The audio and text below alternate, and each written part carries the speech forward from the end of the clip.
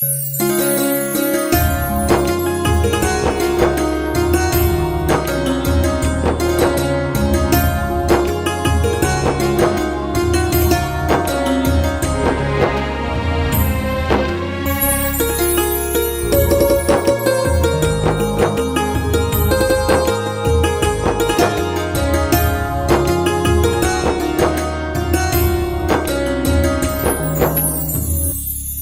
मौजूद हूँ तहसील काउटा के इलाके मुवाड़ा अब्दुल रहमान की रिहाइशगाह पर, जहाँ पर आज इनकी रोज़ा कुशाई हो रही है। आइए हम अब्दुल रहमान से बातचीत करते हैं कि आज उनका पहला रोज़ा कैसा गुजरा। अस्सलाम वालेकुम बेटा, क्या हाल है?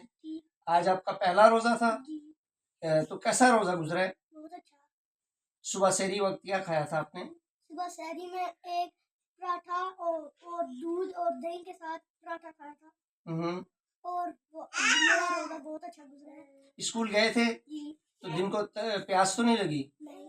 तो अभी आप ये जो देख रहे हैं सारे लवाजमात, तो इनमें सबसे पहले किस चीज़ से आप रोज़ा अफ्तार करेंगे? इससे वो गावा और इनसे। तो आइंदा भी रोज़े रखेंगे? जी। चले, बहुत शुक्रिया।